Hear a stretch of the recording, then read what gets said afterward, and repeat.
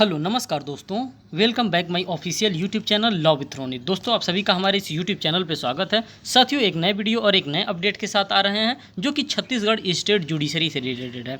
जी हाँ साथियों, इसमें आज हम बात करेंगे छत्तीसगढ़ जो जुडिशियल का एग्जामिनेशन कंडक्ट होने वाला है, उसी छत्तीसगढ़ जुडिशियल एग्जामिनेशन को ध्यान में रखते हुए हम इसके प्रीवियस ईयर क्वेश्चन को यहाँ पे सॉल्व कराने जा रहे हैं। साथियों ये जो भी क्वेश्चंस मैंने आपके सामने लेकर के आया हूँ, ये सभी के सभी क्वेश्चंस 2014 के हैं और इन्हीं सभी क्वेश्चंस को हम यहाँ पे एक एक करके आपके सामने एनालिसिस करते हुए चलेंगे। साथियों मैं आपको यहाँ पे इन्फॉर्मेशन के लिए बता देना चाहता हूँ, ये पार्ट सेकंड मैं लेकर के आ रहा हूँ।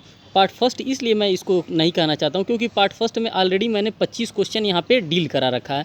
25 क्वेश्चन इसी का पार्ट फर्स्ट में मैंने डील करा रखा है और वो हमारे इसी यूट्यूब चैनल पे अपलोडेड है। अगर आपने उसको नहीं वॉच किया तो 25 क्वेश्चन आप उसको वॉच कर लीजिएगा। और ये जो हम आज ले करके आ रहे हैं ये पार्ट सेकंड होगा, इसमें पार्ट 2 हम कर रहे हैं। इसमें क्वेश्चन नंबर 26 से रिलेटेड जो भी 26 से आगे जितने भी क्वेश्चन बनेंगे सभी क्वेश्चन को हम यहाँ पे एनालिसिस करने वाले हैं। तो साथियों यहाँ पर देख लीजिए 2014 का ये पेपर है। 2014 का जो भी क्वेश्चन आया था प्रीवियस ईयर पेपर में, वो सभी के सभी क्वेश्चन को हम यहाँ पे एनालिसिस करते हुए चलेंगे। साथियों हम यहीं से स्टार्ट कर लेते हैं, क्वेश्चन नंबर 1 से स्टार्ट कर लेते हैं। इसमें भी देखिए 2014 का पेपर है। क्वेश्चन नंबर फर्स्ट कह रहा है अ से ब की मृत्यु आंशिक रूप से उसे पीटकर, आंशिक रूप से उसे गैर कानूनी रूप से भोजन देने से विरत रहकर कारित करता है।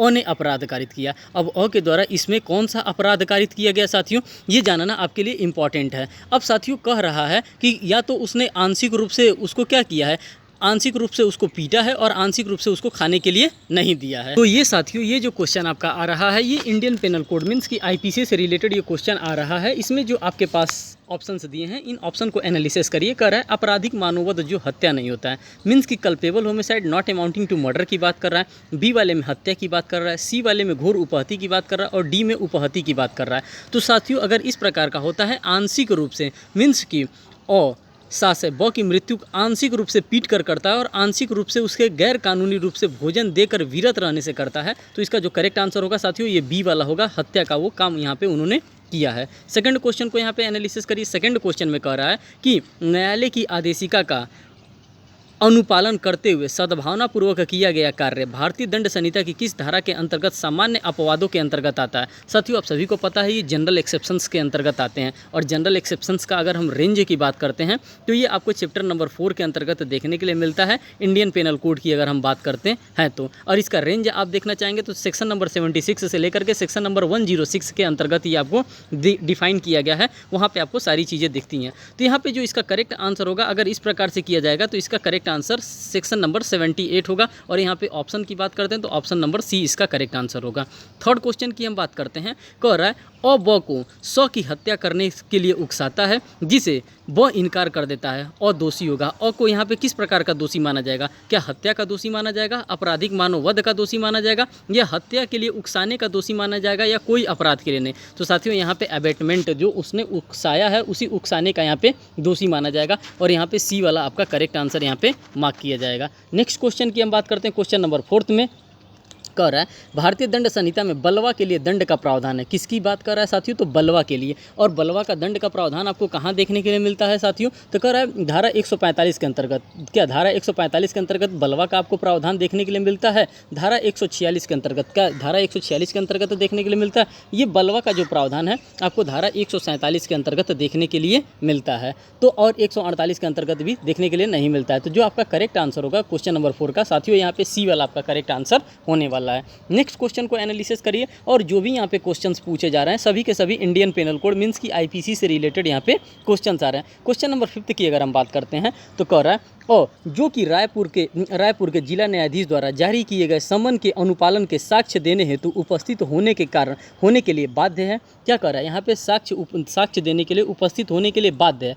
सासे अदालत के सामने उपस्थित होने से विरत रहता है, लेकिन वो क्या करता है, वो अदालत में उपस्थित नहीं होता है और भारतीय दंड संहिता की किस धारा के अंतर्गत दोषी माना जाएगा। तो उसको किसके अंतर्गत, किस सेक्शन के अंतर्गत, तो यहाँ पे डिसओबीडियंस ऑफ पब्लिक सर्वेंट्स की बात कर रहा है। मीन्स की पब्लिक सर्वेंट की बातों को आप क्या कर रहे हैं, डिसओबे कर रहे हैं। तो इससे रिलेटेड कहाँ प्रोविज़न आपको देखने के लिए मिलता है, 173 के अंतर्गत देखने के लिए नहीं मिलता है, 175 में नहीं मिलता है, 176 में नहीं मिलता है। डिसओबीडियंस की अगर हम बात करते हैं तो सेक्शन नंबर 174 के अंतर्गत ही आपको डिसओबीडियंस का कॉन्सेप्ट देखने के लिए मिलता है, जो कि आईपीसी के साथ डील करता है। नेक्स्ट क्वेश्चन की हम बात करते हैं क्वेश्चन नंबर 6 की। तो क्वेश्चन नंबर 6 में कह रहा है और यह जानते हुए कि ब ने स की हत्या की है, ब को दंड से बचाने के आशय से लाश को छिपाने की मदद करता है, अ को सज़ा दी जा सकती है। अब अ को किस प्रकार की सज़ा दी जा सकती है, तो यहाँ पे कह रहा है पहला ऑप्शन 7 साल के कारावास तथा जुर्माने की सज़ा दी जा सकती है। बी वाले में कह रहा है 7 साल के कारावास की सज़ा दी जा सकती है। सी वाले में कह रहा है 5 साल के कारावास की सज़ा दी जा सकती है। और डी में कह रहा है 5 साल के कारावास तथा जुर्माने से।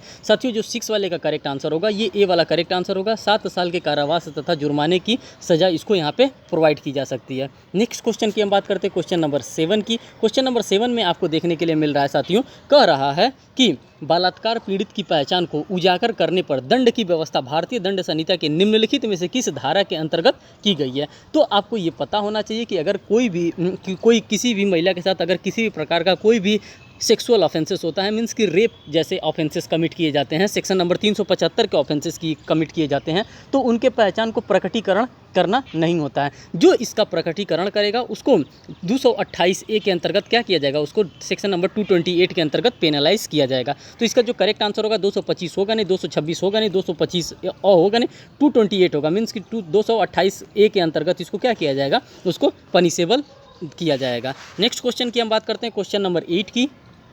कह रहा है मानव शरीर पर प्रभाव डालने वाले अपराधों के संबंध में भारतीय दंड संहिता में बताया गया है। अब क्या बताया गया है भारतीय दंड संहिता में, ये किस चैप्टर के अंतर्गत दिया गया है, किसकी बात करता है, ऑफेंसेस अगेंस्ट बॉडी की बात कर रहा है। किसकी बात कर रहा है साथियों, तो ऑफेंसेस अगेंस्ट ह्यूमन बॉडीज़ की बात कर रहा है। और ये आपके लिए सबसे बड़ा चैप्टर का काम करता है। अभी उस चैप्टर का मैं नाम भी बता रहा हूँ। चैप्टर नंबर 11 में ये है नहीं, चैप्टर नंबर 12 में है नहीं, चैप्टर नंबर 13 में है नहीं, तो आप समझ जाइए चैप्टर नंबर 16। अब इसका रेंज कहाँ से चलता है, सेक्शन नंबर 299 से लेकर के 377 के बीच में इसका पूरा का पूरा रेंज क्या करता है, फॉल करता है। और यही बात कर रहा है। देखिए आप रेंज अगर एनालिसिस करके जाएंगे, अगर रेंज वाइज आप पढ़ करके जाएंगे तो आपको वहाँ से डेफिनेटली क्वेश्चन देखने के लिए मिलेगा। और यहाँ पे आपको रेंज से देखिए क्वेश्चन मिल गया। नेक्स्ट क्वेश्चन की हम बात करते हैं क्वेश्चन नंबर 9 में। कह रहा है कि और एक पुलिस अधिकारी ब को यह स्वीकृति करने हेतु यातना देता है कि ब ने अपराध किया है, अ ने भारतीय दंड संहिता की किस धारा के अंतर्गत अपराध कारित किया। अब किस धारा के अंतर्गत यहाँ पे अपराध को कमिट किया गया, क्या धारा 327 के अंतर्गत, जी बिल्कुल नहीं, 328 के अंतर्गत भी नहीं, 329 के अंतर्गत भी नहीं,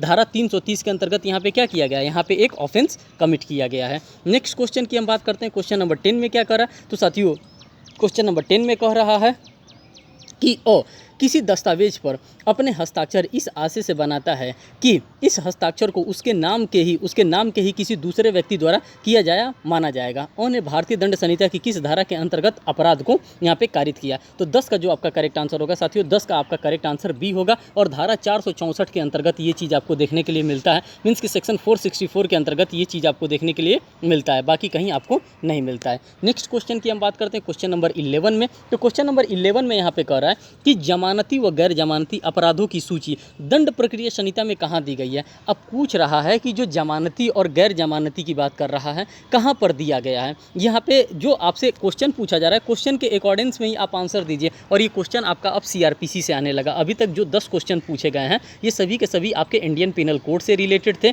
लेकिन अब जो आपके क्वेश्चन पूछे जा रहे हैं वो सीआरपीसी से। तो देखिए इस प्रकार से आपसे यहाँ पे समझ में आ जाना चाहिए कि आपको सीपीसी पे कितना मेहनत करना है और आईपीसी पे कितना मेहनत करना है, सीआरपीसी पे कितना मेहनत करना है। जिस अकॉर्डेंस में क्वेश्चन आपसे पूछा जाएगा उसी के अकॉर्डेंस में, उसी के रेशियो में आपको यहाँ पे अपना प्रिपरेशन भी कंडक्ट करते हुए चलना है। तो यहाँ पे साथियों जो करेक्ट आंसर होगा आपका अनुसूची 1 की बात कर रहा है। और यहाँ पे शेड्यूल 2 शेड्यूल आपको देखने के लिए मिलेगा। कहाँ पे, जब सीआरपीसी को आप खोलेंगे तो सीआरपीसी के सबसे लास्ट में आप जाएंगे सेक्शन खत्म होने के बाद, तो सीआरपीसी के लास्ट में आपको देखने के लिए मिलता है वहाँ पे शेड्यूल दिया है और 2 शेड्यूल दिया है। तो जो फर्स्ट शेड्यूल होता है वो आपके लिए इंपॉर्टेंट होता है। और इस शेड्यूल को आप कैसे याद करेंगे, SOP SOP CBT, यही उसका शॉर्टकट होता है। और इसी SOP CBT पे आप क्या कर सकते हैं, पूरा का पूरा शेड्यूल नंबर फर्स्ट को आप अच्छे से तैयार कर सकते हैं। और यहाँ से बार बार आपके एग्जामिनेशन में क्वेश्चन पूछा ही जाता है। यस का मतलब होता है सेक्शन, यस का मतलब क्या होता है, सेक्शन की बात करता है। ओ का मतलब ऑफेंसेस की बात करता है। पी का मतलब पनिशमेंट की बात करता है। सी का मतलब बात करता है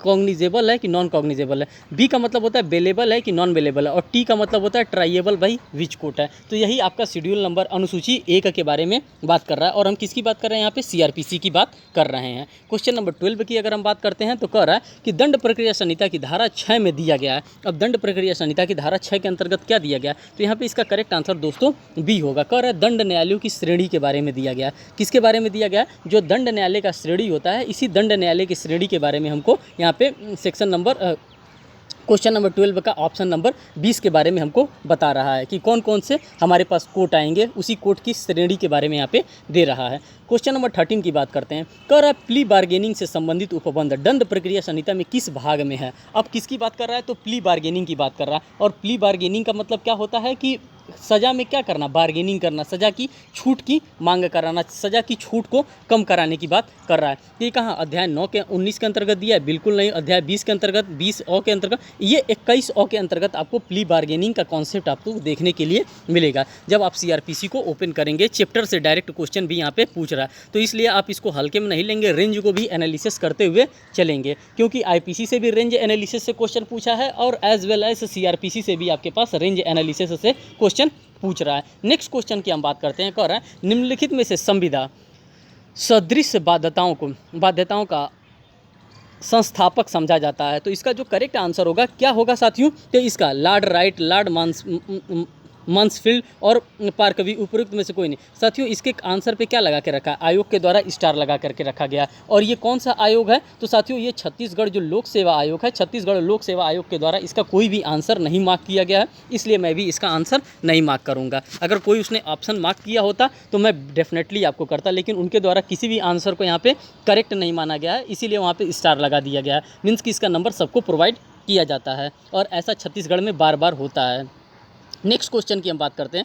कर दंड प्रक्रिया संहिता की किस धारा में संज्ञेय अपराध की परिभाषा दी गई है। अब ये क्वेश्चन आपसे पूछ रहा है संज्ञेय अपराध की परिभाषा दी गई है, तो कहाँ पर दिया गया है, तो 2M के अंतर्गत बिल्कुल नहीं, 2B के अंतर्गत नहीं, 2C के अंतर्गत आपको देखने के लिए मिलता है। और ये किसकी बात कर रहा है, तो साथियों यहाँ पे संज्ञेय अपराध कॉग्निजेबल ऑफेंसेस की बात करता है। तो इसकी परिभाषा कहाँ देखने के लिए मिलता है, सेक्शन नंबर 2C के अंतर्गत आपको इसकी परिभाषा देखने के लिए मिलता है। नेक्स्ट क्वेश्चन की हम बात करते हैं, क्वेश्चन नंबर 16 की। तो क्वेश्चन नंबर 16 में कह रहा है कि दंड प्रक्रिया संहिता की धारा 41 ग किसकी बात कर रहा है, तो दंड प्रक्रिया संहिता की धारा 41 ग के अंतर्गत राज्य सरकार पुलिस नियंत्रण कक्ष स्थापित करेगी। अब राज्य सरकार क्या करेगी, जो पुलिस का नियंत्रण कक्ष होगा उसी पुलिस का नियंत्रण कक्ष की स्थापना करेगी। और यहाँ पे जो इसका करेक्ट आंसर मार्क किया जाएगा, केवल जिला स्तर पर ये किया जाएगा क्या, केवल राज्य स्तर पर किया जाएगा, केवल कमिश्नरी स्तर पर किया जाएगा, तो इसका जो करेक्ट आंसर होगा, एप्रोप्रिएट जो आंसर होगा साथियों डी वाला इसका करेक्ट आंसर होगा। और ये कहाँ कहाँ किया जाएगा, राज्य तथा जिला स्तर दोनों जगहों पे इस प्रकार की स्थापना को किया जाएगा। और ये कहाँ हमको देखने के लिए मिलता है,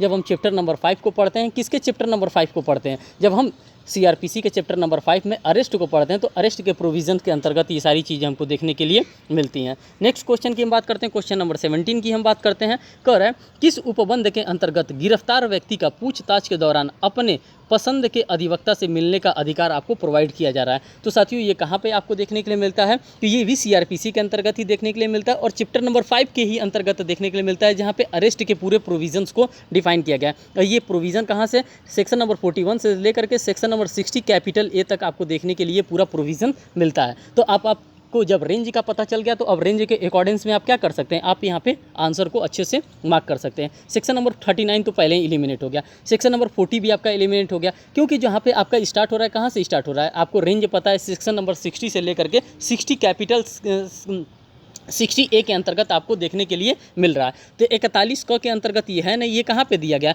इसका जो करेक्ट आंसर होगा डी होगा, धारा 41 घ दंड प्रक्रिया संहिता के अंतर्गत आपको ये देखने के लिए मिलता है। नेक्स्ट क्वेश्चन की हम बात करते हैं, क्वेश्चन नंबर 18 की अगर हम बात करते हैं, तो क्वेश्चन नंबर 18 में कह रहा है कि दंड प्रक्रिया संहिता की धारा 102 के अंतर्गत चुराई हुई संपत्ति को अभिगृहित करने का अधिकार है। अगर चुराई हुई संपत्ति है तो उस चुराई हुई संपत्ति को कौन अभिगृहित कर सकता है, ये राइट किसको प्रोवाइड करके रखा गया है। तो साथियों जो क्वेश्चन नंबर 18 है आपका, इसका पावर किसके पास है, क्या पुलिस अधिकारी को, कि न्यायिक मजिस्ट्रेट को है, कि क्या कार्यपालक मजिस्ट्रेट को है, या विशेष न्यायिक मजिस्ट्रेट को है। तो साथियों इसका जो करेक्ट आंसर होगा ये ए वाला होगा। ये पावर किसके पास है, ये जो पावर है पुलिस अधिकारी के पास, ये पावर आपको प्रोवाइड करके रखा है। नेक्स्ट क्वेश्चन की हम बात करते हैं, क्वेश्चन नंबर 19 में कह रहा है कि दंड प्रक्रिया संहिता के किस उपबंध में उच्चतम न्यायालय की पुनः परीक्षण की शक्ति का उल्लेख है। किसकी बात कर रहा है, तो पुनः परीक्षण की शक्ति का उल्लेख यहाँ पे किया गया है। तो साथियों धारा 398 के अंतर्गत किया गया है, बिल्कुल नहीं। 399 के अंतर्गत बिल्कुल नहीं।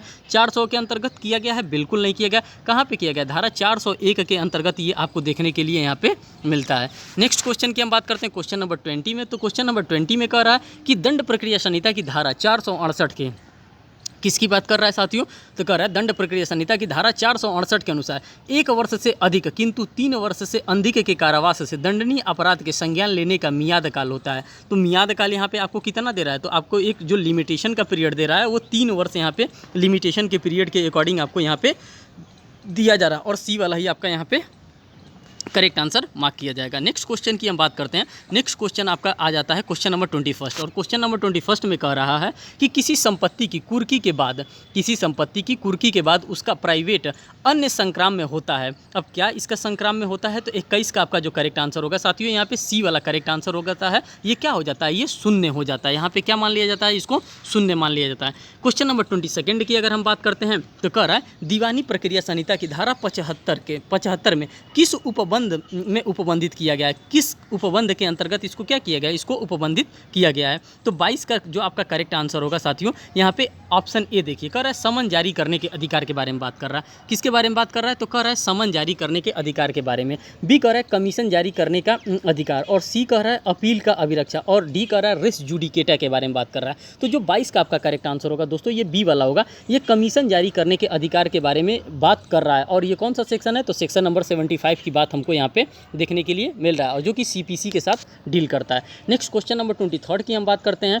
कह रहा है दीवानी प्रक्रिया संहिता में अदालत से बाहर विवादों के निपटारे का उपबंध किया गया। अब ये कहाँ पर किया गया है? सेक्शन नंबर 75 में किया नहीं गया, 88 में किया नहीं गया, 76 में किया नहीं गया। ये किया गया है सेक्शन नंबर 89 के बारे में। और ये 89 आपका क्या बताता है? तो साथियों ये एडीआर मैकेनिज्म के बारे में बताता है, मीन्स की अल्टरनेटिव डिस्प्यूट रिजोल्यूशंस के बारे में बताता है, जो कि एक्ट है इसका 1996 का। इसी एक्ट के अंतर्गत इसको क्या किया गया है? इसको इस्टेब्लिश्ड किया गया। ये outside settlement outside the courts की बात करता है। किसकी बात करता है? तो सेटलमेंट आउटसाइड द कोर्ट की बात करता है। जब कोई भी अगर इस प्रकार का मैटर आता है जो फैमिली डिस्प्यूट्स से होता है या हमारे किसी भी तरह के लैंड डिस्प्यूट्स से होता है तो हम उस मैटर को कहाँ भेजते हैं? हम उस मैटर को एडीआर मैकेनिज्म में भेजते हैं। मीन्स कि वहाँ पे कंसिलिएशन होता है, मीडिएशन होता है, इन तमाम प्रकार के प्रोसीडिंग्स को वहाँ पे अपनाया जाता है और ये चीज़ हमको सेक्शन नंबर 89 के अंतर्गत सीपीसी के अंतर्गत देखने के लिए मिलता है। क्वेश्चन नंबर 24 की अगर हम बात करते हैं तो कह रहा है धारा 100 सब क्लास 1 दीवानी प्रक्रिया संहिता के अनुसार दूसरी अपील करने के लिए आवश्यक शर्त क्या है? यहाँ पे दिया गया।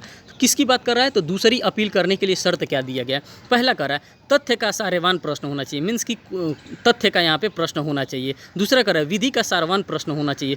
तीसरा कह रहा है क्षेत्राधिकार संबंधी दोष होना चाहिए। चौथा कह रहा है लोक महत्व का विषय होना चाहिए। तो साथियों अगर हम 24 की बात करते हैं तो 24 का आपका जो करेक्ट आंसर होगा बी होगा। विधि का सारवान प्रश्न यहाँ पे क्या होना चाहिए? यहाँ पे इन्वॉल्व होना चाहिए और उसी की बात यहाँ पे कर रहा है। नेक्स्ट क्वेश्चन नंबर 25 की अगर हम बात करते हैं, क्वेश्चन नंबर 25 के अंतर्गत कह रहा है कि यदि न्यायालय संतुष्ट है। किसकी बात कर रहा है? तो न्यायालय की। कह रहा है यदि न्यायालय संतुष्ट है कि उसके सामने लंबित वाद में किसी अधिनियम की वैधानिकता का प्रश्न अंतर्ग्रस्त है तो उसे क्या करना चाहिए? तो उसको क्या यहाँ पे करना चाहिए? तो इसका करेक्ट ऑप्शन ए वाला कह रहा है, मीन्स कि इसका ये करेक्ट ऑप्शन नहीं है, ए वाला ऑप्शन कह रहा है कि अधिनियम को वैधानिकता का निपटारा करना चाहिए ए वाले में। बी वाले में कह रहा है उच्च न्यायालय को निर्देशित कर देना चाहिए। सी वाले में कह रहा है उच्च न्यायालय द्वारा पुनर्निरीक्षण किया जाना चाहिए और डी कह रहा है उच्च न्यायालय की राय के लिए भेजा जाना चाहिए। तो साथियों इसका करेक्ट आंसर क्या होगा? इसका जो करेक्ट आंसर होगा ये बी वाला इसका करेक्ट आंसर होगा। नेक्स्ट क्वेश्चन नंबर 26 की अगर हम बात करते हैं तो क्वेश्चन नंबर 26 में कह रहा है कि दीवानी प्रक्रिया संहिता में किसकी बात कर रहा है साथियों?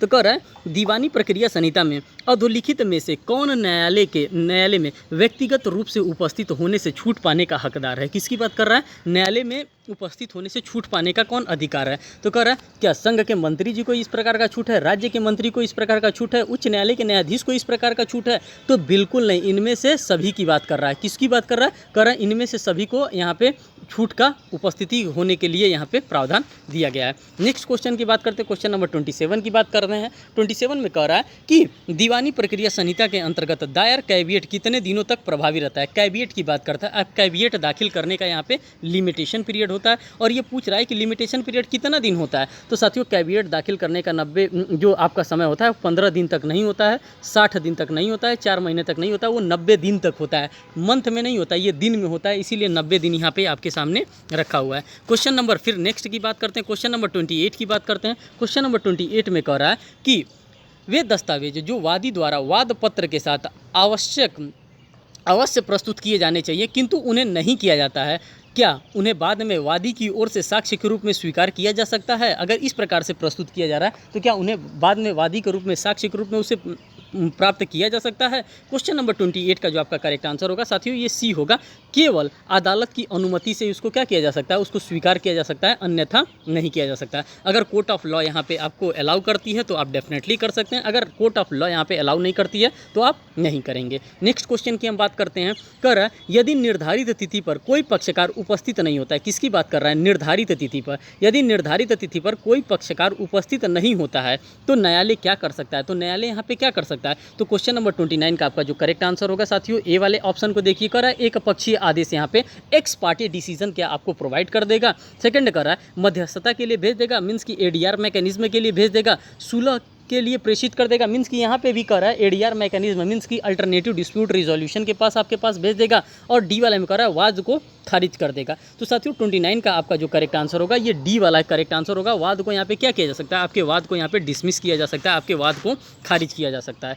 नेक्स्ट क्वेश्चन की हम बात करते हैं, कर रहा है निर्णय लेने के पश्चात अज्ञप्ति तैयार करने के लिए न्यायालय को अधिकतम कितना समय दीवानी प्रक्रिया संहिता में दिया गया होता है। तो यहाँ पे एक टाइम पूछ रहा है कि कितना दिन दिया जाता है, तो कर रहा है 15 दिन, 30 दिन, 45 दिन या 60 दिन। तो साथियों यहाँ पे जो आपका करेक्ट आंसर होगा ये 15 दिन की बात यहाँ पे कर रहा है। नेक्स्ट क्वेश्चन की हम बात करते हैं, कर रहा है भारतीय साक्ष्य अधिनियम की धारा 3 के अंतर्गत न्यायालय में शामिल नहीं है, किसकी बात कर रहा है, तो भारतीय साक्ष्य अधिनियम।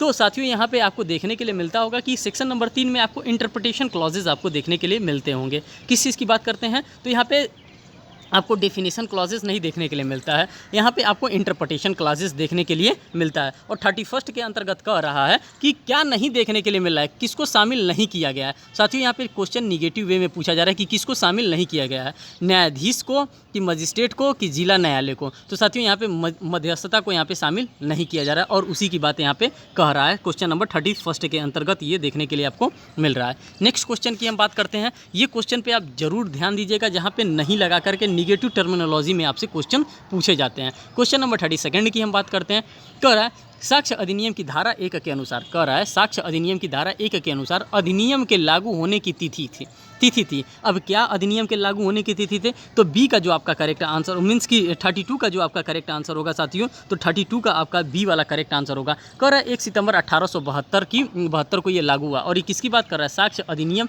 के धारा 1 के अनुसार अधिनियम के लागू होने की तिथि क्या है, 1 सितंबर 1872 यहाँ पे इस एक्ट को लागू होने की तिथि है। तो एक्ट से मीन्स की उसके इनेक्टमेंट डेट से, उसके एक्ट नंबर से, हर जगह से क्वेश्चन आपको पूछता है, कहीं से भी आपको क्वेश्चन पूछे बिना ये छोड़ता नहीं है। ऐसा ये छत्तीसगढ़ स्टेट जुडिशरी का आपका एग्जामिनेशन है। नेक्स्ट क्वेश्चन की हम बात करते हैं, कह रहा है भारतीय साक्ष्य अधिनियम में कुल कितनी धाराएं हैं या कुल कितने चैप्टर हैं, तमाम चीज़ों के बारे में यहाँ पे बात कर रहा है।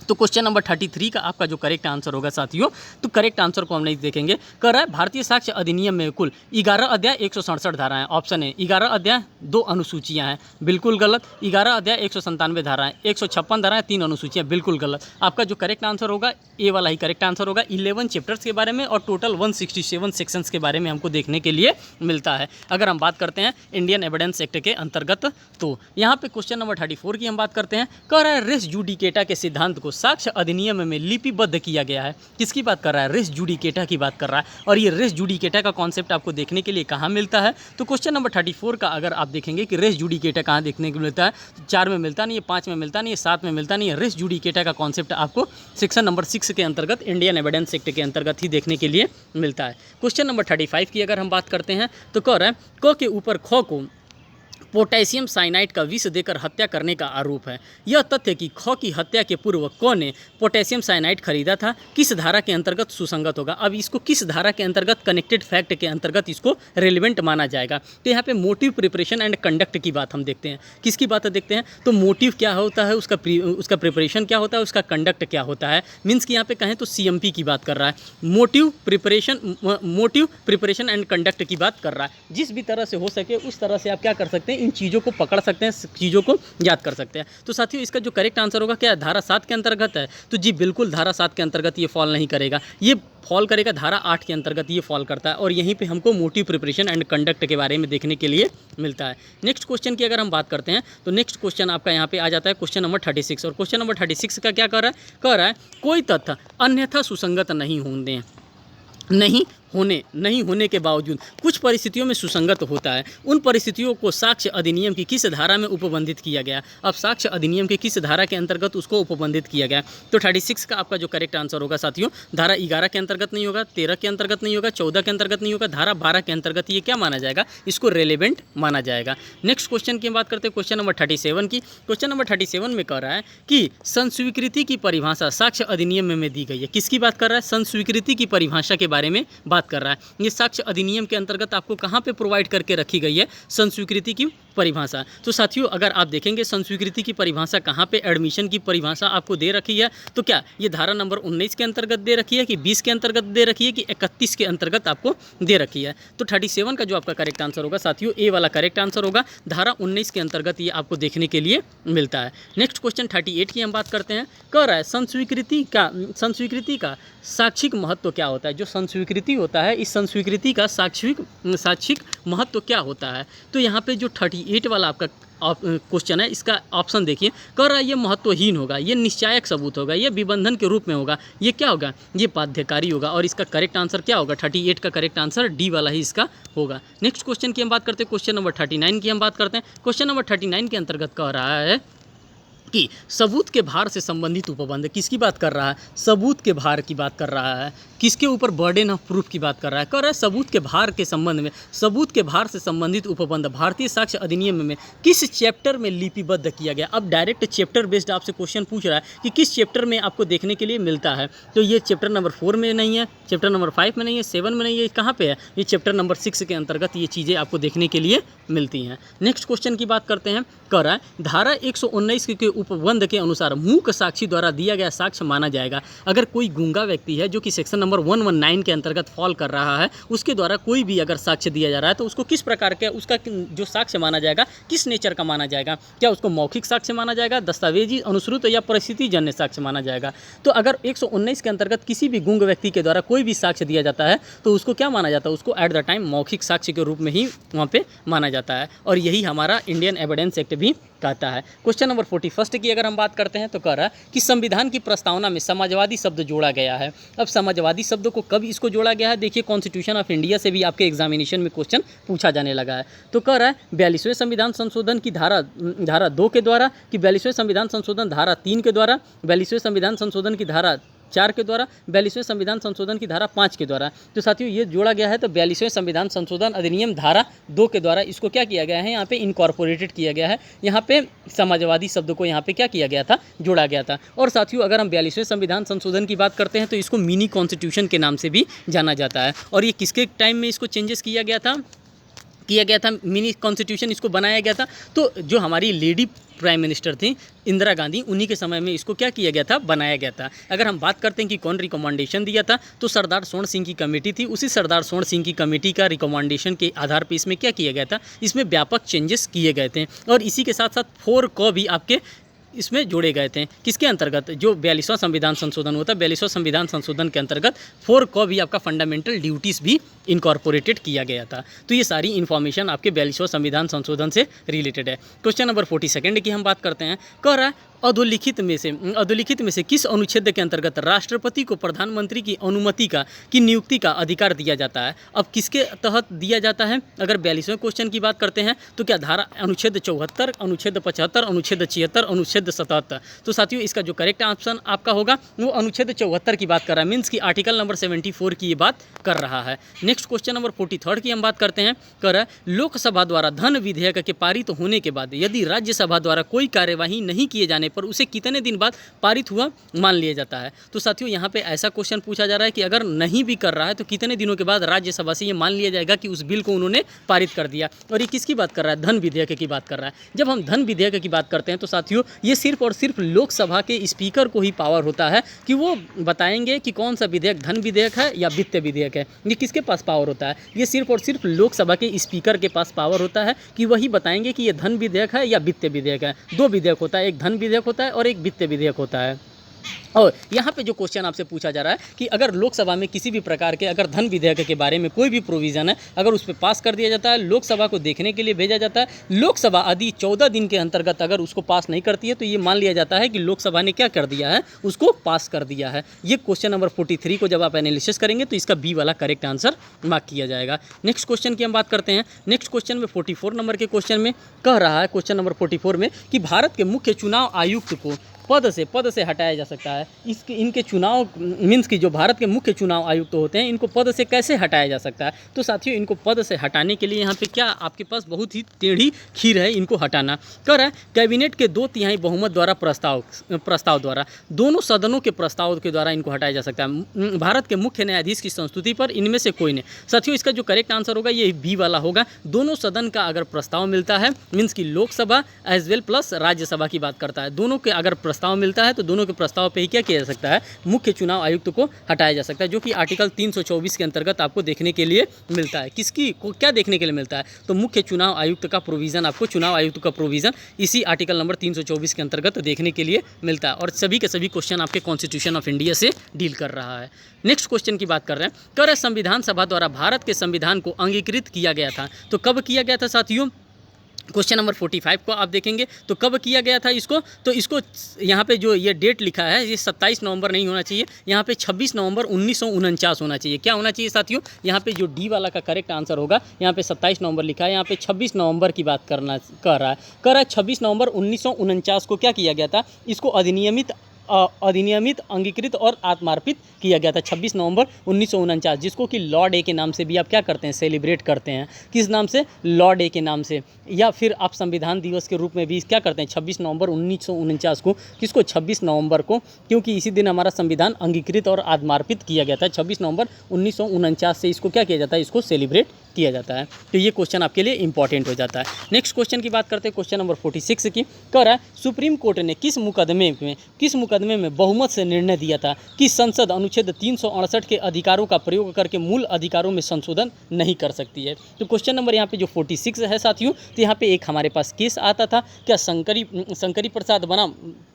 शंकरी प्रसाद बनाम भारत संघ के मामला के अंतर्गत दिया गया था, तो बिल्कुल नहीं दिया गया था। सज्जन सिंह के बाद में भी दिया गया था, नहीं दिया गया था। ये मामला आपका गोलकनाथ बनाम पंजाब राज्य का मामला है और इसी मामले के अंतर्गत आपको देखने के लिए मिलता है। अगर हम बात करते हैं अनुच्छेद 368 की, तो साथियों ये अमेंडमेंट का पावर रखता है। कौन, आर्टिकल अगर 368 की हम बात करते हैं तो ये अमेंडमेंट करने का पावर रखता है कि एक संविधान के किसी भी प्रोविजंस को क्या कर सकता है, अमेंड कर सकता है। आर्टिकल नंबर 368 के अंतर्गत ये पावर है। और ये कहाँ प्रोवाइड करके रखा गया है, तो कॉन्स्टिट्यूशन ऑफ इंडिया के जो पार्ट 20 है, पार्ट 20 के अंतर्गत ये क्या करके रखा गया है, पार्ट 20 के अंतर्गत प्रोवाइड करके रखा गया है। और ये लिया कहाँ से गया है, तो साथियों ये साउथ अफ्रीका से ये कॉन्सेप्ट को हमने अडॉप्ट किया है और अपने कॉन्स्टिट्यूशन में इसको डाला है। तो ये प्रोविज़न आपने यहाँ से एनालिसिस कर लिया। बात करते हैं क्वेश्चन नंबर 47 की। क्वेश्चन नंबर 47 में कह रहा है कि सुप्रीम कोर्ट की पहली महिला न्यायाधीश कौन थी। तो साथियों अगर हम बात करते हैं सुप्रीम कोर्ट की पहली महिला न्यायाधीश कौन थी, तो आपको ये जानकारी पहले से ही होनी चाहिए कि मीरा साहिब फातिमा बीबी क्या थी, सुप्रीम कोर्ट की पहली महिला न्यायाधीश थी।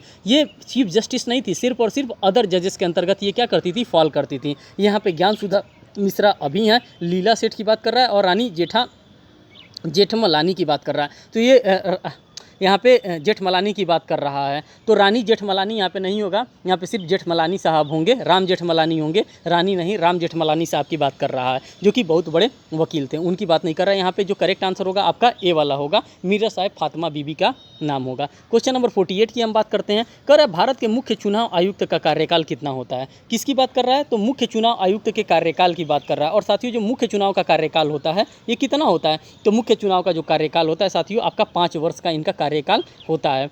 62 वर्ष की उम्र तक नहीं होता है, 5 वर्ष 62 वर्ष की उम्र जो भी पहले ये नहीं होता है, 6 वर्ष 65 वर्ष की उम्र ये नहीं होता है। जो अगर मुख्य चुनाव आयुक्त की कार्यकाल कितना होता है, अगर हम इसकी बात करते हैं तो साथियों ये 5 वर्ष आपका होता है। और ये बात मैं नहीं कर रहा हूँ, ये आपका लोक सेवा आयोग छत्तीसगढ़ के द्वारा बताया जाता है। अगर हम यहीं पर बात कर लेते हैं सुप्रीम कोर्ट के जजेस का रिटायरमेंट होने का समय क्या होता है, तो साथियों सुप्रीम कोर्ट के जो रिटायर जजेस होते हैं वो 65 साल की उम्र में क्या होते हैं, रिटायर होते हैं। अगर यहीं पर हम हाई कोर्ट की बात करते तो हाई कोर्ट के जजेस जो होते हैं वो 62 साल की एज में रिटायर होते हैं। तो ये सारी बातें आपको जानकारी के लिए अपने रखना है। कब कहाँ से कौन सा क्वेश्चन पूछ देगा ये किसी को नहीं पता है। क्वेश्चन नंबर 49 की हम बात करते हैं। कह रहा है कि संविधान के किस अनुच्छेद में राष्ट्रपति को अपने पदीय कर्तव्य के निर्वहन में किए गए किसी कार्य के लिए न्यायालय के प्रति जवाबदेही से उन्मुक्ति प्रदान की गई है। तो ये कहाँ पे आपको प्रोवाइड करके रखा गया कि उनको क्या किया गया, इससे इनको छूट दिया गया, इनको इनके लिए लिबर्टी दी गई है। तो क्या ये आर्टिकल नंबर 362 के अंतर्गत? बिल्कुल नहीं। आर्टिकल 63(4) के अंतर्गत? बिल्कुल नहीं। 363 के अंतर्गत? ये 361 के अंतर्गत इस प्रकार की लिबर्टीज़ के बारे में आपको देखने के लिए मिलता है। नेक्स्ट क्वेश्चन की हम बात करते हैं। कर मृत्युकालिक कथन ग्राह्य होता है। जो मृत्युकालिक कथन होता है उसको एडमिशेबल कहाँ पे किया जाता है, कैसे किया जाता है, कब किया जाता है? तो केवल दीवानी मामलों में, केवल सिविल मामलों में, दीवानी और सिविल दोनों मामलों में। साथियों ये होता तो दोनों मामलों में है, दीवानी में वाले मामले में भी और सिविल मामले में भी होता है, परिस्थिति पर निर्भर करता है। तो साथियों इसका जो करेक्ट आंसर होगा ये स्टार होगा। क्या होगा यहाँ पे? इसका जो करेक्ट आंसर स्टार होगा। इसका कोई भी आंसर आपको लोक सेवा आयोग छत्तीसगढ़ के द्वारा इसका कंफर्म नहीं बताया गया, इसीलिए छत्तीसगढ़ के अकॉर्डिंग मैं ही आंसर बताऊंगा। यहाँ पे किसी भी आंसर को इन्होंने क्या किया है, मार्क नहीं किया, इन्होंने स्टार लगाया है, मीन्स कि इसका मार्क सबको प्रोवाइड इन्होंने किया है। नेक्स्ट क्वेश्चन की हम बात करते हैं, क्वेश्चन नंबर 51 की। क्वेश्चन नंबर 51 में ये कह रहा है कि निम्नलिखित में से कौन सा कथन असत्य है। अब यहाँ पे आपके पास यहाँ पे ऑप्शंस दे दिया है और इसी ऑप्शंस को आपको एनालिसिस करना है और इसी ऑप्शन के बिहाफ पे आपको बताना है कि कौन सा यहाँ पे जो आपको कथन दिया गया है जो कि असत्य कथन है। तो ऑप्शन ए में कह रहा है प्रत्येक संविदा करार है किंतु प्रत्येक करार संविदा नहीं है। ऑप्शन ए की बात कर रहा है। ऑप्शन बी की अगर हम बात करते हैं तो कह रहा है संविदा करने के आशय का मापदंड व्यक्तिनिष्ठ नहीं अपितु व्यक्तिनिष्ठ होना चाहिए। सी कह रहा है स्वीकृति की सूचना तब पूरी होती है जब उसे प्रस्ताव को संसूचित कर दिया जाए। और डी कह रहा है निविदा को आमंत्रित करने वाला व्यक्ति उसे स्वीकार करने के लिए बाध्य है। तो 51 का जो आपका करेक्ट आंसर होगा साथियों ये डी वाला आपका क्या होगा, डी वाला ही आपका करेक्ट आंसर यहाँ पे होगा। नेक्स्ट क्वेश्चन की बात करते हैं, क्वेश्चन नंबर 52 की हम बात करते हैं। क्वेश्चन नंबर 52 में कह रहा है कि भारतीय संविदा अधिनियम की किस धारा में स्वतंत्र सहमति की परिभाषा दी गई है। किसकी बात कर रहा है साथियों? तो फ्री कंसेंट, जो स्वतंत्र सहमति होती है, स्वतंत्र सहमति की परिभाषा आपको कहाँ पर दे करके रखी है। तो साथियों अगर हम बात करते हैं कंसेंट की परिभाषा तो कंसेंट सिर्फ और सिर्फ आपको सेक्शन नंबर 13 में आपको देखने के लिए मिलता है। और जब हम बात करते हैं फ्री कंसेंट की, यहाँ पे क्या लगाना चाहिए फ्री कंसेंट की, तो फ्री कंसेंट आपका धारा नंबर 14 के अंतर्गत दिया होता है और बी वाला ही आपका क्या होगा, बी वाला ही आपका यहाँ पे करेक्ट आंसर होगा। क्वेश्चन नंबर 53 की बात कर रहे हैं। वे करार जिनका अर्थ निश्चित न हो वे होते हैं। वे करार जिनका अर्थ ही निश्चित ना हो, अनसर्टेनिटी हो, तो यहाँ पे ये करार क्या होते हैं? तो ये साथियों ये करार वैध नहीं होते हैं, शून्यकरणीय नहीं होते, प्रभावी नहीं होती। ये करार क्या होता है? ये शून्य होता है, वाइड एब इनिशियो होता है, शुरुआत से ये करार क्या होता है, शून्य होता है। नेक्स्ट क्वेश्चन नंबर 54 की हम बात करते हैं। क्वेश्चन नंबर 54 में कह रहा है कि भारतीय संविदा अधिनियम में समाश्रित संविदा की परिभाषा दी गई है। मीन्स जो कॉन्टिजेंट कॉन्ट्रैक्ट है, कॉन्टिजेंट कॉन्ट्रैक्ट की परिभाषा आपको कहाँ पर के दे करके रखा है। तो ये जो कॉन्टिजेंट कॉन्ट्रैक्ट की हम बात करते हैं तो ये सेक्शन नंबर 30 में दिया नहीं है, 34 में दिया नहीं है, 36 में दिया नहीं है, 31 के अंतर्गत आपको प्रोवाइड करके रखा है। नेक्स्ट क्वेश्चन की हम बात करते हैं। कह रहा भारतीय संविदा अधिनियम की धारा 40 में उपबंधित है। अब धारा 40 के अंतर्गत आपको क्या उपबंध करके रखा गया है? तो 55 का जो आपका करेक्ट आंसर होगा साथियों ए वाला कह रहा है वचन पूरा करने वाले व्यक्ति के संबंध में पहला कह रहा है, बी कह रहा है वचन पूरा न करने पर क्षतिपूर्ति के संबंध में, सी कह रहा है करार की शून्यकरणीयता के संबंध में और डी कह रहा है संविदा की विद्यमानता के संबंध में। तो साथियों जो 55 का आपका करेक्ट आंसर होगा, 55 का आपका ए वाला करेक्ट आंसर होगा। वचन पूरा करने वाले व्यक्ति के संबंध में ये क्या होता है, ये लागू होता है।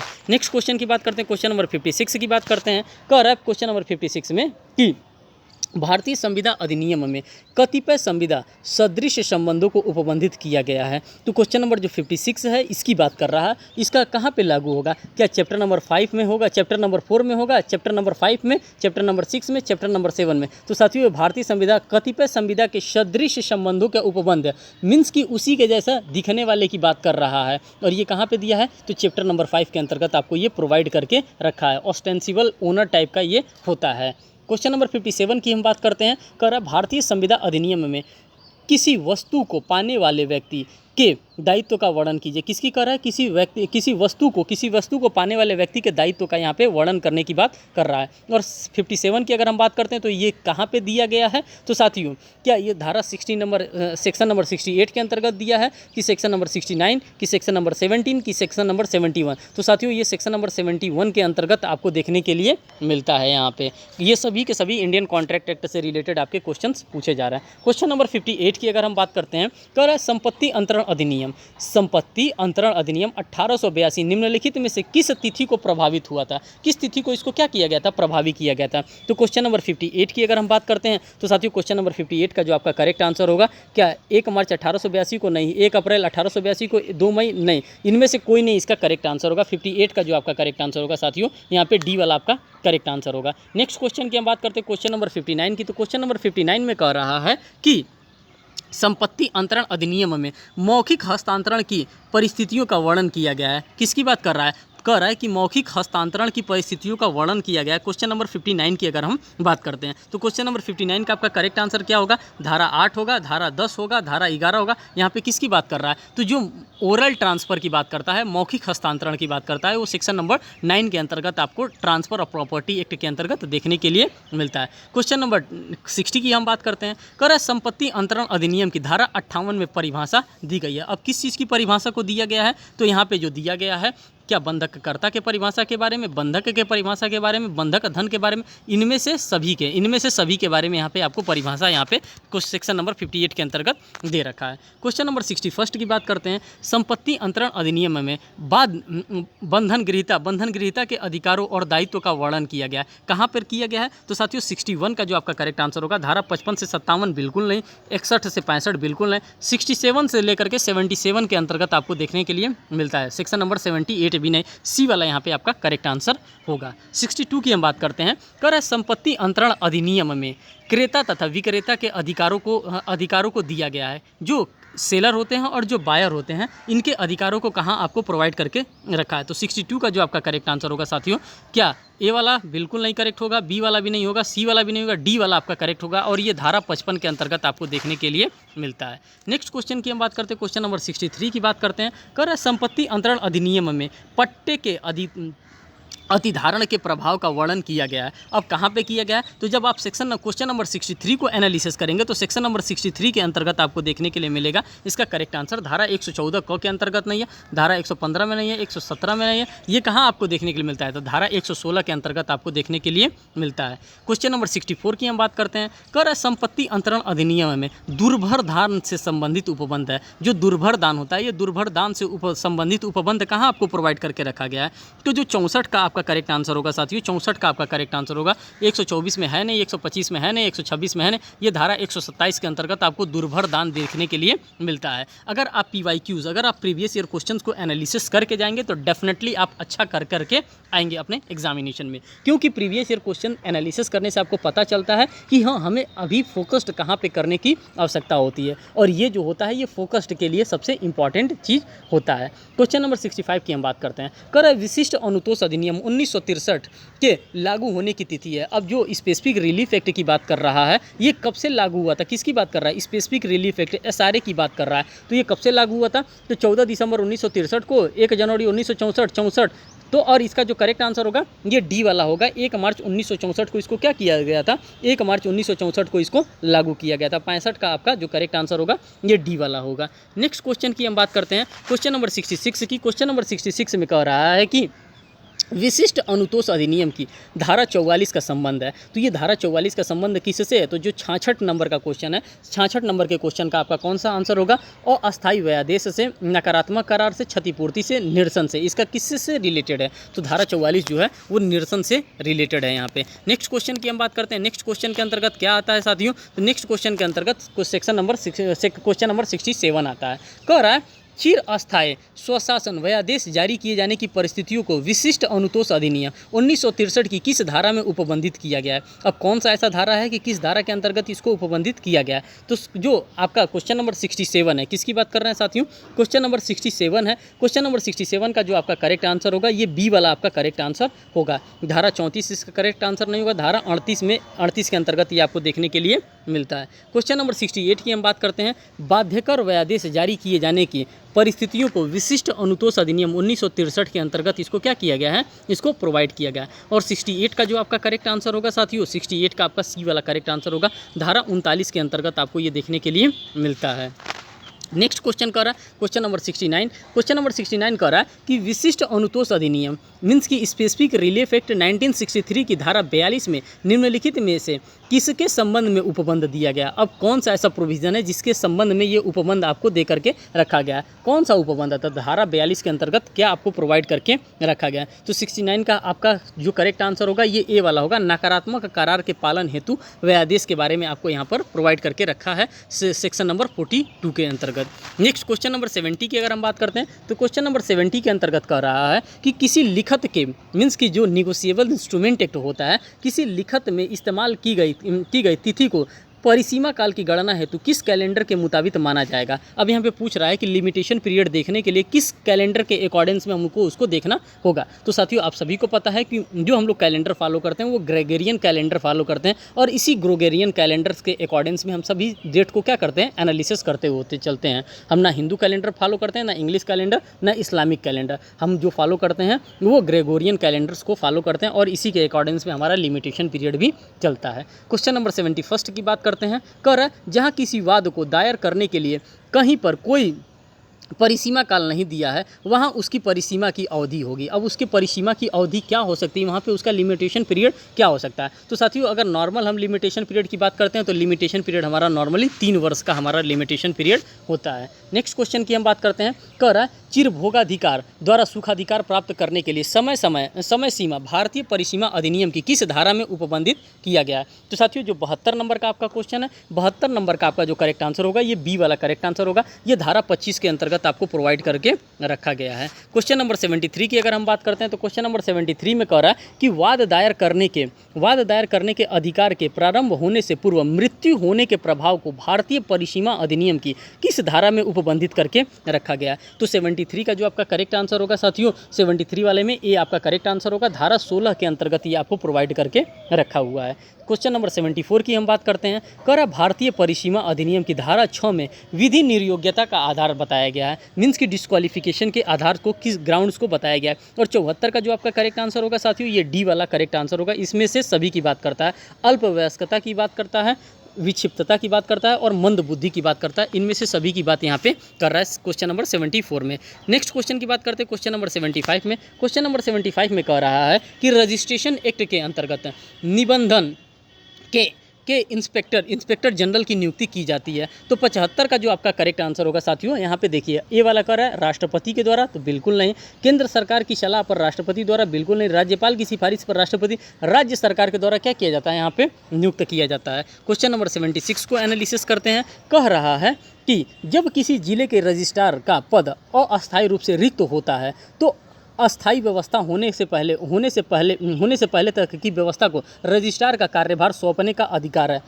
तो ये किसको अधिकार यहाँ पे सौंपा गया है। तो 76 का आपका जो करेक्ट आंसर होगा क्या ये राज्यपाल को होता है, बिल्कुल नहीं। राज्य सरकार की सलाह पर राज्यपाल को नहीं, इंस्पेक्टर जनरल ऑफ रजिस्ट्रेशन को, ये इन्हीं को होता है। सी वाला ही आपका यहाँ पे क्या होगा, यहाँ पे सी वाला ही आपका करेक्ट आंसर मार्क किया जाएगा। नेक्स्ट क्वेश्चन की हम बात करते हैं क्वेश्चन नंबर 77 वाले में कह रहा है कि रजिस्ट्रेशन एक्ट की धारा 16 क को कब जोड़ा गया। अब रजिस्ट्रेशन एक्ट की धारा 16 क को कब अब जोड़ा गया। तो 77 का आपका करेक्ट आंसर होगा ए वाला, सन 2001 के अंतर्गत इसको यहाँ पे जोड़ने का काम किया गया था। क्वेश्चन नंबर 78 की हम बात करते हैं, रजिस्ट्रेशन एक्ट की धारा 17 में उपबंधित किया गया। अब क्या 17 के अंतर्गत आपको उपबंधित करके रखा गया है। तो क्या दस्तावेजों का रख रखाव, तो बिल्कुल नहीं। कंप्यूटर के प्रयोग की वैधता, तो बिल्कुल नहीं। वे दस्तावेज जिनका पंजीकरण अनिवार्य है, किसकी बात कर रहा है, जिसका पंजीकरण अनिवार्य, ये धारा 17 के अंतर्गत आपको प्रोवाइड करके रखा गया है। और इसका जो करेक्ट आंसर होगा साथियों ये सी वाला इसका करेक्ट आंसर मार्क किया जाएगा। क्वेश्चन नंबर 79 की अगर हम बात करते हैं तो कह रहा है कि रजिस्ट्रेशन एक्ट में कुछ दस्तावेज के पुनः पंजीकरण का प्रावधान है। किसकी बात कर रहा है, पुनः पंजीकरण की प्रावधान के बारे में बात कर रहा है। धारा 22 के बारे में, धारा 23 के बारे में, धारा 23 क के बारे में और धारा 23 क में। तो साथियों आपका जो करेक्ट आंसर होगा धारा यहाँ पे आपका सी वाला ही करेक्ट आंसर मार्क किया जाएगा। दोनों ऑप्शन से एक ही है, लेकिन यहाँ पे जो करेक्ट आंसर होगा ये सी वाला ही आपका करेक्ट आंसर होगा। क्वेश्चन नंबर 80 की हम बात करते हैं। कह रहा है निगोशिएबल इंस्ट्रूमेंट अधिनियम के अंतर्गत वचन पत्र को न्यूनतम कितने दिनों के लिए जारी किया जा सकता है। अब यहाँ पे जो वचन पत्र होता है कितने दिनों के लिए न्यूनतम जारी किया जा सकता है। तो कह रहा है 30 दिनों के लिए, 6 माह के लिए, 1 वर्ष के लिए निर्धारित समय सीमा तय नहीं है। यहाँ पे जो करेक्ट आंसर होगा डी वाला होगा। इसके लिए कोई स्पेसिफिक टाइम यहाँ पे आपको नहीं बता करके रखा गया है। नेक्स्ट क्वेश्चन की बात करते हैं, क्वेश्चन नंबर 81 में। क्वेश्चन नंबर 81 में कह रहा है कि नेगोशिएबल इंस्ट्रूमेंट एक्ट की परिभाषा दी गई है, तो अब इसकी परिभाषा कहाँ पर दे करके रखी जा सकती है। तो साथियों आप सभी को पता है कि इसका परिभाषा कहाँ पर दे रखा है। भारतीय रिजर्व बैंक अधिनियम की धारा 25 में बिल्कुल नहीं, बैंकिंग रेगुलेशन एक्ट की धारा 13 में बिल्कुल नहीं, ये नेगोशिएबल इंस्ट्रूमेंट एक्ट अधिनियम की धारा 13 के अंतर्गत इसके परिभाषा को क्या करके रखा गया, इसके परिभाषा को इनकॉर्पोरेटेड करके रखा गया। और ये आपके लिए इंपॉर्टेंट है, आप गलती से धारा 3 न लगाइएगा, धारा 13 ही लगाइएगा, नहीं तो 3 का 13 जहाँ किए वहाँ आपका ये नंबर डिडक्ट कर देगा। क्वेश्चन नंबर 82 की हम बात करते हैं। कर विनियमन पत्र की परिभाषा प्रकार में लिखत मीन्स की निगोशिएबल इंस्ट्रूमेंट अधिनियम में कहाँ पर आपको प्रोवाइड करके दी रखी है। तो धारा 5 के अंतर्गत, धारा 10, धारा 12, धारा 13। तो यहाँ पे जो करेक्ट आंसर होगा साथियों आपका धारा 5 के अंतर्गत ये प्रोवाइड करके आपको रखा गया है। नेक्स्ट क्वेश्चन की हम बात करते हैं दोस्तों। नेक्स्ट क्वेश्चन में कह रहा है क्वेश्चन नंबर 83 में कि भुगतान पर रोक किसकी बात कर रहा है। कह रहा है भुगतान पर रोक का निर्देश अधिकरण अधिकतम कितने समय के लिए प्रभावी रहता है। तो जो 83 नंबर का 83 नंबर का क्वेश्चन आपका है, कह रहा है 3 मास तक, 1 वर्ष तक, 2 वर्ष तक, इनमें से कोई नहीं। साथियों इसका जो करेक्ट आंसर होगा ये डी वाला ही इसका करेक्ट आंसर मार्क किया जाएगा। क्वेश्चन नंबर 84 की अगर हम बात करते हैं, कह रहा है निगोशिएबल इंस्ट्रूमेंट एक्ट कि किस धारा में सार्वजनिक अवकाश का स्पष्टीकरण दिया गया। किसकी बात कर रहा है, तो सार्वजनिक अवकाश का स्पष्टीकरण आपको देखने के लिए मिलता है। तो 84 का जो आपका करेक्ट आंसर होगा साथियों धारा 21 होगा नहीं, धारा 22 होगा नहीं, धारा 24 होगा नहीं, धारा 25 के अंतर्गत ये आपको क्या करके रखा है, ये आपको प्रोवाइड करके रखा है। क्वेश्चन नंबर 85 की अगर हम बात करते हैं, तो क्वेश्चन नंबर 85 कह रहा है कि कोर्ट फीस एक्ट किस तिथि को लागू हुआ। किसकी बात कर रहा है, कोर्ट फीस एक्ट की बात करते हैं। और कोर्ट फीस एक्ट से भी देखिए आपके एग्जामिनेशन में कितने नंबर ऑफ क्वेश्चन पूछे जा रहे हैं। तो साथियों ये जो कोर्ट फीस एक्ट है ये 1 अप्रैल 1870 को लागू किया गया। हर जगह का अपना अपना कोर्ट फीस एक्ट होता है।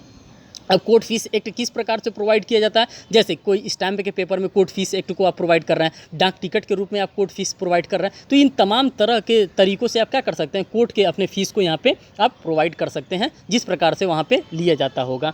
क्वेश्चन नंबर 86 की हम बात करते हैं। कह रहा है कोर्ट फीस एक्ट की किस धारा में निर्णय के पुनर्विचार के लिए दी गई कोर्ट फीस की वापसी का उपबंध दिया गया है। तो 86 का जो आपका करेक्ट आंसर होगा साथियों यहाँ पे डी वाला आपका करेक्ट आंसर होगा। और धारा 14 के अंतर्गत ये बातें आपको देखने के लिए मिलती हैं। क्वेश्चन नंबर 87 की अगर हम बात करते हैं, तो क्वेश्चन नंबर 87 में है कोर्ट फीस एक्ट की धारा 19 का संबंध है। तो धारा 19 का संबंध किससे है, तो क्वेश्चन नंबर 87 का करेक्ट आंसर आपका ए वाला होगा। कोर्ट फीस से छूट प्राप्त दस्तावेज के बारे में आपको यहाँ पे देखने के लिए मिल रहा है। 87 का करेक्ट आंसर ए वाला होगा। नेक्स्ट क्वेश्चन की हम बात करते हैं। क्वेश्चन नंबर 88 की बात कर रहे हैं। कह रहा है कोर्ट फीस एक्ट के अध्याय 5 का संबंध है। तो अध्याय 5 का संबंध किससे बताया जा रहा है, तो क्वेश्चन नंबर 88 का जो आपका करेक्ट आंसर होगा साथियों ए वाला होगा। कोर्ट फीस के उद्ग्रहण के ढंग के बारे में आपको यहाँ पे बता रहा है। क्वेश्चन नंबर 89 की हम बात कर रहे हैं। कह रहा है छत्तीसगढ़ रेंट कंट्रोल एक्ट 2011 के लागू होने की तिथि क्या थी। जो छत्तीसगढ़ रेंट कंट्रोल एक्ट लागू हुआ था इसके लागू होने की तिथि क्या थी, 2011 में।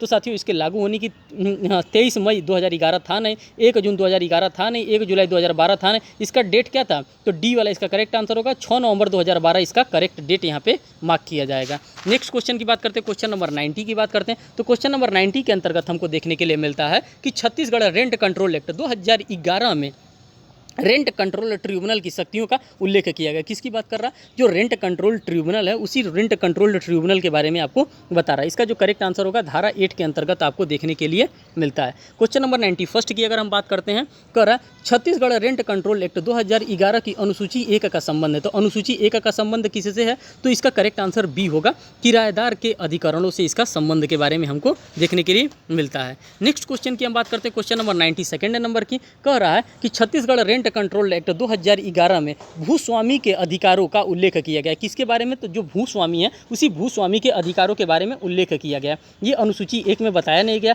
ये अनुसूची 2 के अंतर्गत आपको देखने के लिए मिलेगा। कब, जब आप रेंट कंट्रोल एक्ट 2011 को आप एनालिसिस करेंगे तो उसी रेंट कंट्रोल एक्ट के अंतर्गत आपको ये देखने के लिए मिलेगा। क्वेश्चन नंबर 93 की हम बात करते हैं। 93 वाले में कह रहा है कि छत्तीसगढ़ लैंड रेवेन्यू एक्ट 1959 की धारा 257 का संबंध किससे है। तो 93 का जो आपका करेक्ट आंसर होगा ग्राम सभा के गठन से बिल्कुल नहीं, रेवेन्यू बोर्ड के गठन से बिल्कुल नहीं, सी वाला करेक्ट आंसर है। रेवेन्यू प्राधिकरण के अत्यंतिक क्षेत्राधिकार से ये संबंधित है। तो सी वाला इसका करेक्ट आंसर मार्क किया जाएगा। नेक्स्ट क्वेश्चन की बात करते हैं, क्वेश्चन नंबर 94 की। तो 94 वाले में कह रहा है कि छत्तीसगढ़ लैंड रेवेन्यू कोड 1959 में अनुसूची 4 को जोड़ा गया है। किसको जोड़ा गया है साथियों? तो जो अनुसूची 4 है, इसी अनुसूची 4 को जोड़ा गया है। अब ये कब जोड़ा गया है? छत्तीसगढ़ लैंड रेवेन्यू कोड संशोधन अधिनियम 2012 के द्वारा इसको क्या किया गया है? इसको इनकॉर्पोरेटेड किया गया है। और 94 का आपका जो करेक्ट आंसर होगा ये बी वाला ही आपका करेक्ट आंसर यहाँ पे मार्क किया जाएगा। क्वेश्चन नंबर 95 की अगर हम बात करते हैं तो 95 में आप देखिए, कह रहा है छत्तीसगढ़ आबकारी अधिनियम में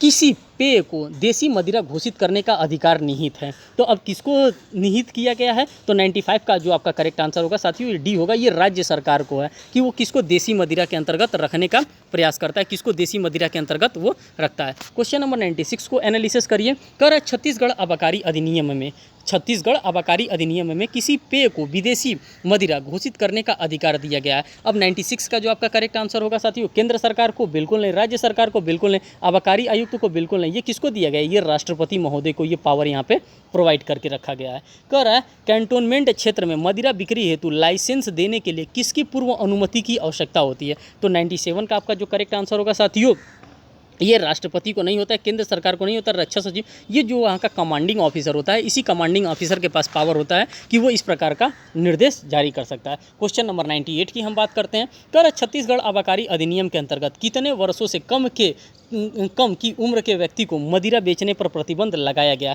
और ये डायरेक्ट छत्तीसगढ़ की बात कर रहा है। तो 98 का आपका करेक्ट आंसर होगा साथियों 21 वर्ष की बात कर रहा है। 21 वर्ष से कम लोग क्या कर सकते हैं? मदिरा नहीं बेच सकते हैं। क्वेश्चन नंबर 99 की हम बात करते हैं। क्वेश्चन नंबर 99 कह रहा है कि लोक शांति के परिरक्षण हेतु मदिरा की दुकान को बंद करने का आदेश देने का अधिकार निहित है। ये किसके पास अधिकार है? तो आबकारी आयुक्त के पास बिल्कुल नहीं, पुलिस अधीक्षक के पास नहीं, आबकारी मजिस्ट्रेट के पास नहीं, जिला मजिस्ट्रेट में। ये किसके अंतर्गत निहित होता है? तो डी वाला इसका करेक्ट आंसर होगा। ये पावर जिला मजिस्ट्रेट के अंतर्गत निहित होता है। और इस सेशन का लास्ट क्वेश्चन और यही last 100 question, number of question 1 से लेकर के 100 क्वेश्चन आपके एग्जामिनेशन में पूछे जाते हैं अगर हम छत्तीसगढ़ स्टेट जुडिशरी की बात करते हैं। और सेम वही पेपर है जो 2014 के एग्जामिनेशन में कंडक्ट करवाया गया था। इसी पेपर को हम यहाँ पे एनालिसिस कर रहे थे। कह रहा है भांग की खेती करने पर पहली बार कितनी दंड दिया जा सकता है?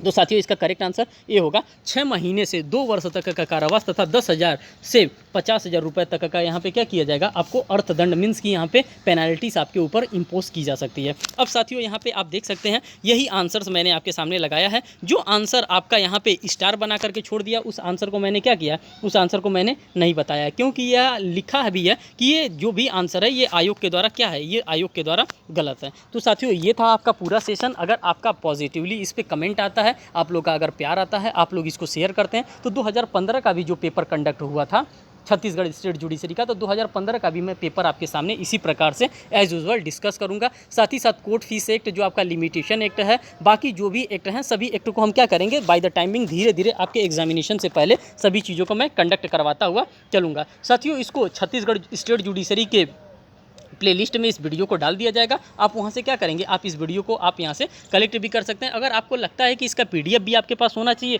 तो आप हमारे Telegram group law with Ronit को ज्वाइन कर लेंगे। ये टेलीग्राम ग्रुप है लॉ विथ रोनित के नाम से, वहां पे ज्वाइन करके एज यूजुअल इसका पीडीएफ भी आप क्या कर सकते हैं? प्राप्त कर सकते हैं। साथियों फिर मिलेंगे एक नेक्स्ट वीडियो में एक नेक्स्ट अपडेट के साथ। तब तक के लिए बहुत बहुत धन्यवाद। और साथियों आप इस वीडियो को शेयर करना बिल्कुल भी ना भूलें। जितना ज़्यादा से ज़्यादा आप शेयर करेंगे उतना ज़्यादा से ज़्यादा आपके पास क्या आता रहेगा? आपके पास वीडियो आते रहेंगे। तो ये आपके साथ मेरा कमिटमेंट है कि जितने ज़्यादा से ज़्यादा आप इसको शेयर करेंगे उतने ज़्यादा से ज़्यादा इसका वीडियो मैं आपको प्रोवाइड करता रहूँगा। तो फिर मिलते हैं नेक्स्ट सेशन में, तब तक के लिए धन्यवाद।